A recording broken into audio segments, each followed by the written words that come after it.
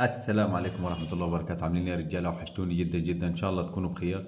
النهارده جايين نتكلم عن نادي بيراميدز والعظمة اللي قدمها نادي بيراميدز في مباراة نهضة بركان اللي كانت امبارح. تفاجأت من مستوى بعض اللاعبين، تفاجأت من التشكيلي. كانت تشكيلة يعني مثالية. بكل أمانة أحمد الشناوي اللي أدى مباراة قوية، اللي بيثبت إنه هو راجع لمستواه، اللي ليه أحقية إنه يكون مكان محمد الشناوي في المنتخب بالأداء بتاع أحمد الشناوي اللي دلوقتي فهو في حتة تانية خالص. كمان خط الدفاع اللي بدأ برضه يعني تشوف أهو. بدأنا نشوف أحمد سامي ومحمود مرعي يتأقلموا مع بعض. أحمد سامي برضه بقدم مستوى كويس، رغم انه في مشاكل عنده برضه لسه موجوده، لكن مستواه كان كويس في المباراه. المشاكل انه هو دائما يتضرب كور خلف المدافعين. اي لاعب خط وسط بشوف احمد سامي دائما متقدم خطوه او اثنين او ثلاثه، يلعب كوره خلفه بتيجي علينا خطيره وتكررت كثير. الفرص دي وشفتها في مباراه نادي البركان، كم كوره جت علينا منه. انما برضو المستوى اللي كان يقدمه كان قوي، كان يدافع بروح وكان يلعب بروح، عشان كده احمد سامي 6 من 10. كمان عايز اتكلم عن محمود مرعي اللي عاد مستواه، اللي رجع مستوى كويس برضه، ودي 6 من 10. كان مستواه كويس، غطى في أكتر من كورة. تمركزه كان ممتاز، ما عملش أخطاء اللي شفناها في المباراة اللي عدت. فمحمود مرعي كان كويس في المباراة. كريم حافظ، أداء سيء من كريم حافظ، لأن أنا مستغرب لحد دلوقتي كريم حافظ يلعب مباراة كويسة ونام 3 4 مباريات. فأداء كريم حافظ كان سيء في المباراة دي، لا تمركزيا ولا دفاعيا كان كويس أحسن حاجة، ولا حتى هجوميا كان أحسن حاجة. هو زي ما انتم عارفين هو كان يلعب في مركزه، انما برضه حتى في مركزه ما اداش المطلوب منه. فكريم حافظ كان سيء في المباراة. الشيبي برضه مباراة سيئة. ثالث مباراة على التوالي للشيبي، من أسوأ لأسوأ لأسوأ، مش عارف ليه. آه، مش فاهم، بس اتمنى انه شيبي يعيد مستواه، يرجع لمستواه. يعني الشيبي لاعب كبير ونجم من نجوم بيراميدز. النجم الاول ببيراميدز الشيبي، بعديه على طول فيستون مايلي. بعد كده رتب زي ما انت عايز. انما برضو ما تنساش انه الشيبي ده هو فايق، بيراميدز بيكسب على طول. بس انه بيراميدز يكسب والشيبي مش فايق، فدي حاجه جديده اول مره نشوفوها مع نادي بيراميدز. كمان خط الوسط كانت تشكيله اسطوريه من المدرب. خط الوسط حط وليد الكارتي خط وسط، وحط احمد عاطف قطلة خط وسط، وحط مهند لاشين خط وسط دفاعي. اثنين خط وسط هجومي وواحد خط وسط دفاعي عشان يساند الدفاع. طبعا وليد الكارتي ادى مباراة 9 من 10. حتى لو اتقطعت منه بعض الكور، حتى لو كان تايه في بعض المواقف، بس برضه كان اداؤه قوي، كان متحرك، كان بيضغط. ده اثر بالسلب على نهضة بركان اللي كان عايز بيراميدز يتراجع، لانه نهضة بركان كان بيلعب على تشكيلي للسيطرة على أرضية الملعب. يعني هو كان حاطط 3 وواحد خط وسط تاني هجومي برضه، بيميل للدفاع وللهجوم عشان يضغط نادي بيراميدز، بس ما عرف شيء، لان عندنا وليد الكارت بيعرف يطلع الكره بامتياز. عندنا احمد عاطف قطه، قلت لك الحته دي في احمد عاطف قطه مش موجوده في اي لاعب في الدوري المصري غير احمد عاطف قطه وامام عاشور، الاثنين دول بس، ان هو بيعرف يطلع بالكوره، بيعرف يطلع بالكورة. أحمد عاطف قطة أداؤه كان ممتاز على كل الأصعدة. الضغط كان بيضغط بطريقة يعني ما تتخيلهاش، 24 ساعة بيضغط. ما فيش، لا أنت المكان اللي أنا فيه ده أنت مش هتعدي منه، ده أحمد عاطف قطة. مهند لاشين اللي قدم مباراة دفاعية قوية جدا، قطعة مية ونور على نهضة البركان. دي اللعيبة دي أدت. أنا الفريق استقر لما رجع احمد عاطف قطه ولعب ورجع لمستوى مهند لاشين، هو وليد الكرتي المستوى، الفريق بقي 100%. كمان تيجي زلاكا اللي بيلعب بالروح. انا معي لاعب بيلعب بالروح اسمه زلاكي، لاعب راجل. يعني لو تقارن زلاكا مصطفى فتحي، لا مصطفى فتحي اعلى منه في الامكانيات، انما ما بيلعبش بروح. زلاكا بيلعب بروح، بيلعب برجولي. عشان كده زلاكا عم مباراة 9 من 10، 9 من 10، 10 من 10. زلاكا ما سابش حاجه في الملعب ما عملهاش. تروح لفيستون مايلي، اللي انا بشوف برضو اداؤه فرعوني المباراة دي. كان في رعونة فعلا من فيستون مايلي، بس ما جاتلوش فرص كتير، بس برضه كان في رعونة في أدائه أكتر من فرصة. حتى في التحركات ما شفتوش يعني مهتم إنه هو يقطع ويسجل. هو شكل فيستون مايلي يا جماعة هيرحل، وده شيء يعني يحزننا احنا كجماهير بيراميدز، إنه نجم زي فيستون مايلي مهاجم من انصاف الفرص بخلص انه يرحل. ده هيأثر علينا بالفعل. في بعض الناس اللي بتقول مروان حمدي ياخد فرصة وفيستون مايلي يفضل دكي. حضرتك مروان حمدي لو اخذ الفرصة كاملة او فيستون مايلي لحد لما يرحل يقعد دكي، فاحنا كده مش هنشم بطولة افريقيا ولا دوري ولا اي حاجة. انا بكلمك بكل ما انا مش هنشمها خالص، لان مروان حمدي غير فيستون مايلي. ده مهاجم وده مهاجم. فيستون مايلي ملك التحركات، فيستون مايلي ملك الهجمات المرتدة، فيستون مايلي ملك الرأسيات، فيستون مايلي ملك التسديدات. مهاجم متكامل، حتى البنية بتاعته متكاملة. أما مروان حمدة هو لاعب يمتلك 10% من الرأسيات، قدمه كمان يعني اديها 20% زي كده. يعني هو مهاجم بين البنية.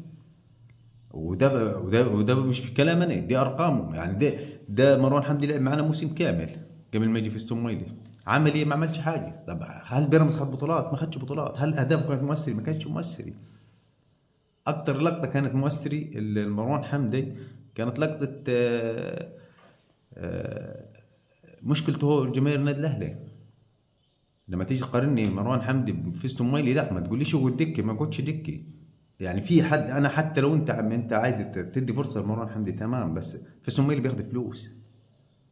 يعني فيستون مايلي ما جاتش معانا ببلاش. يعني فيستون مايلي ده لاعب محترف اجنبي بياخد فلوس على كل مباراه تعدي دي، بياخد فيها فلوس ياخدها كامله. انت تقول لي قاعد ودكي؟ لا ما ينفعش. وبعدين مش من روح بيراميدز ولا مبادئ بيراميدز انه قاعد لاعب عنده هو اسطورته. يا راجل ده فيستون مايلي هو اللي ماضي على كل بطولاتك. يعني فيستون مايلي دي يعني اللي عملوا معاك ما فيش مهاجم يعمله. نص المهاجمين جات ومشت وخدت فلوس وما عملتش ولا حاجه. انما هو يشكر فيستون مايلي وتقدم له التحيه، والمفروض قبل رحيل فيستون مايلي تعمل له حفله تكريم، لان ده بطل من ابطال تاريخيين في نادي بيراميدز. مش عاقبه وقال له انت عايش تقعد انت خلاص ترمي زي كده، لا ده مش اخلاقنا احنا. كمان ناصر ماهر لعب مكان ابراهيم عادل. انا استغربت ناصر ماهر مقدم مكان ابراهيم عادل يا رجالي، باك مهاجم مقدم مباراة قوية في طلوع بالكرة في العرضيات في التمركز. 9 من 10 لناصر ماهر. مباراة كانت رائعة 100%. أول مباراة ناصر ماهر معاني. قلت لكم أنا مش عايز أحرق كلام كتير، قلت لكم قبل كده، قلت لكم بيراميدز أي نادي أفريقي يديه أقل حاجة 4، ما ينفعش يديه 2-1 ويتعادل واخسر، ما ينفعش. أي نادي داخل القارة الأفريقية أديه 4 مرتاح. سيبك من الهمبكه والجماهيريه اديك شفت افريقيا السنه اللي عدت، شفت انت الجماهيريه والبماهيريه والكلام الفاضي اللي قالوه لك ده كله كان يخش ياخد على وشه ويطلع على طول. ما فيش. الكره 11 ذكر في الملعب. الجماهير هتنزل تلعب معك، هترمي عليك جزاز، هتاثر عليك نفسيا. انما الارض الملعب الضغط على الخصم مش علينا. يعني انا لو بقابل سان داونز وجماهير ومعبي الاستاد كله، الضغط على سان داونز مش علينا. ليه مش علينا؟ انا لو هزمت، انا لو سجلت هدف سان داونز الجماهير ده هتضغط عليه، اللعبه ده هتطلع بره المباراه. انما هم بيحاولوا، الاعلام احدانا في مصر بيحاول الضغط عليك، يقول لك انت بتحس بيه وانت لاعب بيراميدز وجماهير الاهلي مثلا 50,000 متفرج. ضغط عليك، بيوهمك، بيحطك في بقاعه انك انت المضغوط. لا ده الاهلي المضغوط. الاهلي هو المضغوط. او بلاش الاهلي، اي نادي ثاني، عشان الاهلاويه ما يزعلوش يقول لك انت بتتكلم على الاهلي. احنا بنتكلم على اي نادي. فانا الدوري المصري كله مرتاح. فاركو باركو كل الانديه دي اديها 3 4. انا واقف. مباراه بيراميدز ونهضه البركان كانت على الواقف يا رجال. يعني بيراميدز ما اداش فيها الاداء اللي انتوا بالكم فيه، مش اداء الوحش دي، ولا ده اداء تحت الوسط. لانك شفت نهضة بركان انت في الشوط الثاني في اخر 11 دقيقة و 12 دقيقة، شفت نهضة بركان كان ضاغط على بيراميدز بكل خطوطه. بيراميدز برضه اللي هي بدأ يريح في اخر المباراة. بلوم هالمدرب انه كان لازم تعمل تغييرات. بلاتي تورين ما كانش تغيير مناسب. ادي فرصة للاعيبة تاني. نهضة بركان كده كده خلص. بستغرب جدا لما تابعت مباراة الاتحاد السكندري وشفت عبد الرحمن جودي مدافع بيراميدز بليفل الوحش هناك، وانا عندي خط الدفاع تعبان. طب عبد الرحمن جودة ليه يطلع؟ مدافع بيعرف يلعب كرة عالية كويس، مدافع قوي، كرة العالية بيكسبها كلها يا راجل. مدافع بيسجل، مدافع بيرتد، مدافع بيعرف يتمركز. طب انا طلعته ليه وسبت علي جابر؟ طب انا جددت مع علي جابر 4 سنين، ما فهمهاش الحته دي يعني.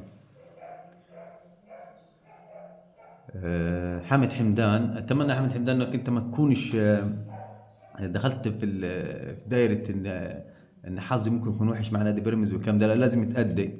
ناصر ماهر النهارده اثبت وجوده، ادى امبارح اثبت وجوده وادى مباراه قويه. فاحنا محتاجين حامد حمدان يقدم مباراه قويه، لان احنا جايبينك محتاجينك. الفخوري طبعا الاردني جو سمع المباراه فطلع الاعلام علينا وقالنا لا ده اصل بيراميدز ما وقعش معاه. بيراميدز رجع في كلامه. زي موضوع الناشئين برضه انتوا عارفين اون تايم سبورت، عشان تفضلوا تضحكوا على الكلمه يعني. فبتطلع لنا اخبار مضروبه دائما. قبل كده قال لك مواليد 2009 المظلومين في بيراميدز اللي ما خدوش فلوس حكمت لنا الفيفي، اللي على فكره مواليد 2009 دول نصهم اللي كانوا هاربين وراحوا الاهلي. الاهلي قال له تعالى تعالى نديكم فلوس زي كده وخد نصهم. تمام، مواليد 2009 رفعنا شكوى في الفيفا كسبنا القضيه وما اديناهمش فلوس خالص، والاهلي ما قدرش يلاعبهم خايف من عقوبه الفيفا. لحد لما تخلص عقودهم مع نادي بيراميدز على كده اللي ما يقدر الاهلي يستفيد بيهم. يعني انا نومتهم 7 8 شهور خليهم نايمين، هينسوا الكوره فيه. اهي دي حقوق، انما اون تايم سبورت ما بتقولش له حقوق.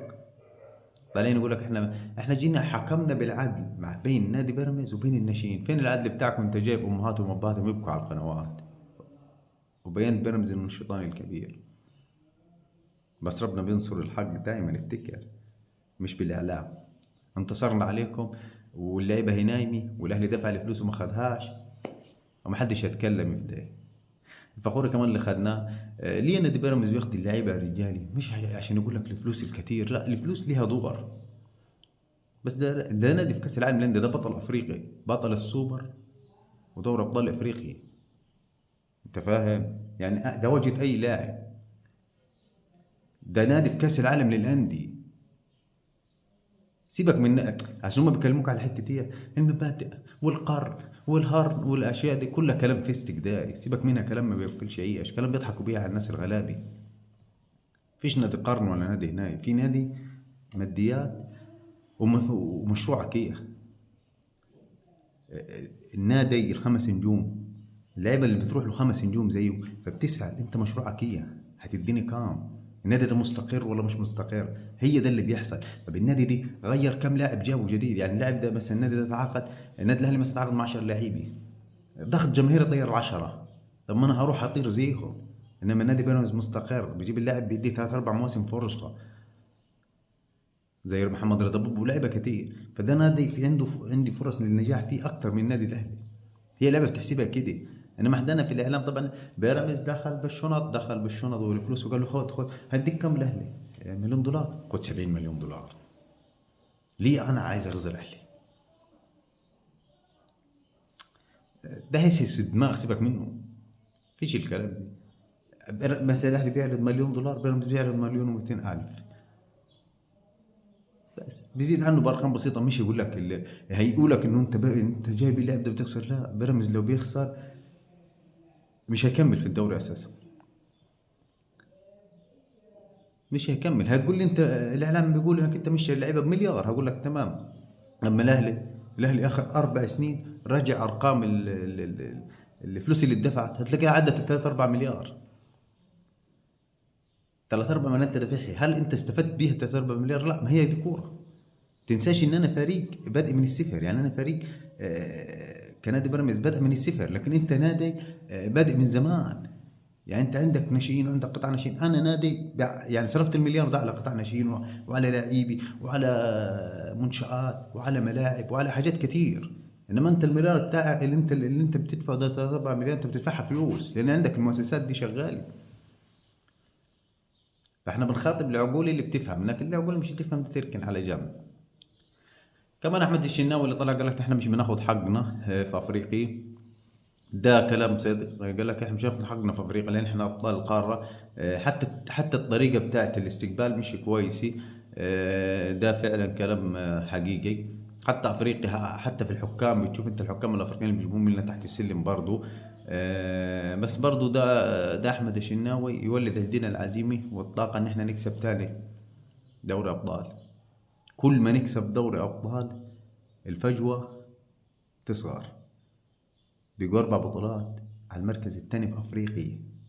انت فاهم؟ نادي له 8 سنين منشأ هيكسر ارقام انديه لها 120 و130 سنه. يعني انا لو خدت دوري ابطال افريقيا 6 مرات هبقى تاني اكبر نادي في القاره على 52 دوله. كل دوله فيهم عندها اكثر من 200 ولا 300 نادي، درجه اولى ودرجه ثانيه ورابعه، واحسب زي ما تحسب. فده انجاز تاريخي.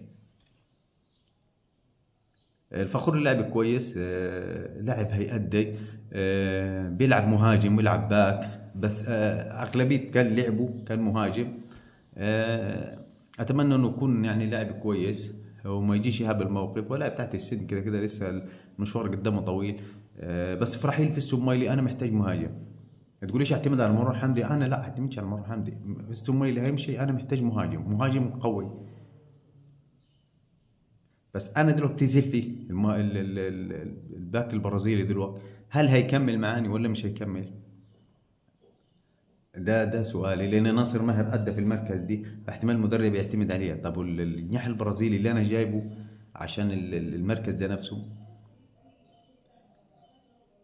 فمش مش فاهم هي اوضاعه.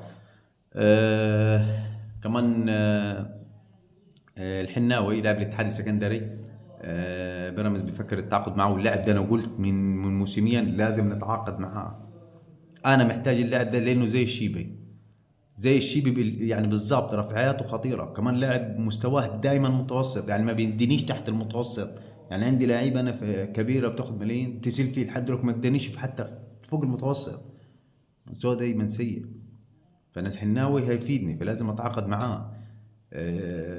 خط وسط دفاعي مكان هنا باك دفاعي مكان كريم حافظ هيأدي افضل من كريم حافظ. لاعب كويس جدا جدا، لازم ان انا افكر فيه. اتمنى التوفيق. مباراة كانت 100% رجال، مباراة عجبتني.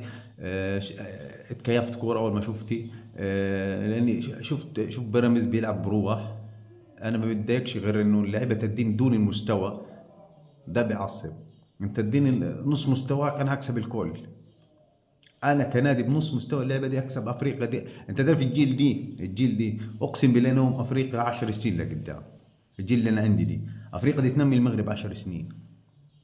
انت عارف الدوري مش هتاخده، لان ببساطه الدوري انا ببسط عليك الدوري وجاب لك حكم. شفت الحكم؟ طب شفت اعاده ضرب الجزاء بتاعت احمد الشناوي؟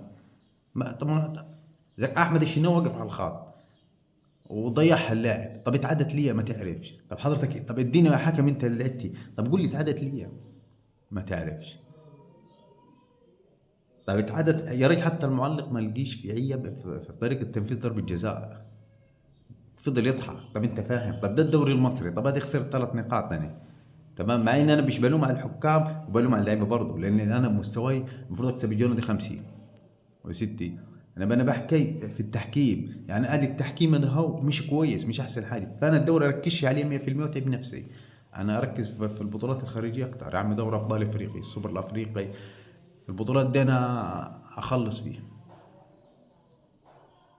هي دي هدفي. انما الدوري اخلص في الكاس يعني بطولات سريعه، انما الدوري ادينا ينام فيه. العب زي ما تجي. انا اللي بزعل منه يا رجال ان انا اخسر من المصري.